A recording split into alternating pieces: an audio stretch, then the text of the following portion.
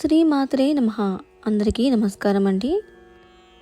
దీపావళి పండుగ రోజున మహాలక్ష్మి కటాక్షం కోసం మనం ఎన్నో పూజలు చేస్తూ ఉంటాం. కానీ ఆ తల్లి అనుగ్రహం కలగాలంటే చాలా అదృష్టం ఉండాలి. మరి అలాంటి అదృష్టం ఉన్న దీపావళి రోజున మనం ఒక చిన్న పరిహారం చేస్తే మన ఇంటికి, మన ఆరోగ్యానికి చాలా మంచిది. వీడియోని ఎక్కడ కూడా స్కిప్ చేయకుండా చూస్తే మీకు ఈ వీడియోకి సమాధానం తెలుస్తోంది. అలాగే దీపావళి పండుగ రోజున ప్రతి ఒక్కరూ చిన్న పెద్ద అని తేడా లేకుండా ప్రతి ఒక్కరు కూడా మన ఇంట్లో ఉండే పెరుగుతో స్నాన నీటిలో వేసి కలిపి స్నానం చేస్తే ఆ రోజు మనకున్న అష్టదరిద్రాలన్నీ తొలగిపోతాయి. దీపావళి పండుగ రోజున ఉదయం లేచాక స్నానం నీటిలో కొంచెం పెరుగు కలిపి అలాగే పక్కన పెట్టి 5 నిమిషాల తర్వాత మనం ఎలా స్నానం రోజు చేస్తామో అలా తలస్నానం చేస్తే తర్వాత పూజ గదిలో పూజను ప్రారంభించాలి. లక్ష్మీదేవికి ఆ రోజు ఈ చిన్న పరిహారం చేసి చూడండి. మీ జాతకంలో ఉన్న దోషాలు కానీ శని ప్రభావం కూడా ఇలాంటివన్నీ కూడా తొలగిపోతాయి. మీ ఇంట్లో ఇంకా మామిడి ఆకులు ఉన్నా కూడా అవి కూడా కలిపి నీటిలో స్నానం చేస్తే మీకు ఇంకా మంచిదండి. మామిడి ఆకులు లేనివారు పెరుగుతో ఇలా స్నానం చేయండి. ఆ రోజున లక్ష్మీదేవికి ఎంతో ఇష్టమైన మంత్రాన్ని చదవండి. ఓం లక్ష్మీదేవాయ నమః, ఓం విష్ణుదేవాయ నమః, ఓం లక్ష్మీదేవాయ నమః అని వీలైతే 11 సార్లు ఆ రోజంతా జపిస్తే లక్ష్మీదేవి అనుగ్రహం మీకు కలిగి మీ ఇంట్లో సిరి సంపదలు నెలవేరుస్తుంది.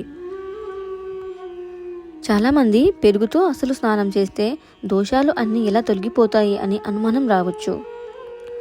కానీ పెరుగులో లక్ష్మీదేవి కొలువై ఉంటుంది. మన ఇంట్లో ఉండే పదార్థాలలో పాలు, నీళ్లు, పెరుగులో లక్ష్మీదేవి ఉంటుంది. అసలు లక్ష్మీదేవి పాల సముద్రం నుంచి పుట్టింది. అందువల్ల పెరుగులో లక్ష్మీదేవి ఉంటుంది. అందుకని మనం ఈరోజు పెరుగుతో కలిపి స్నానం చేస్తే మనకున్న దోషాలు, పాపాలు అన్నీ నశించిపోతాయని నమ్మకం.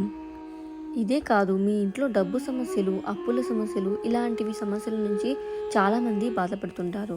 అన్నిటికీ పరిష్కారం ఈరోజు మీరు ఈ ఒక్క పరిహారం చేయండి. దీపావళి అంటే అర్థం ఏమిటి? మన ఇంట్లో లక్ష్మీదేవి సిరి సంపదలతో ఇంట్లో ఉంటే మన కళ్ళల్లో ఆనందం అన్నీ వస్తాయి. అలాగే ఇంట్లో అందరూ ఆరోగ్యంగా ఉంటారు. అలా ఉంటేనే మనకు నిజమైన దీపావళి.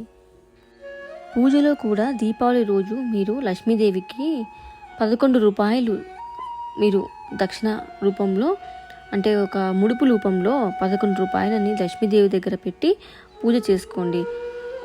ఆ విధంగా చేస్తే కూడా చాలా మంచిది. మీరందరూ కూడా దీపావళి రోజున పెరుగుతో ఈ చిన్న పరిహారం చేస్తారని మనస్ఫూర్తిగా కోరుకుంటున్నాను.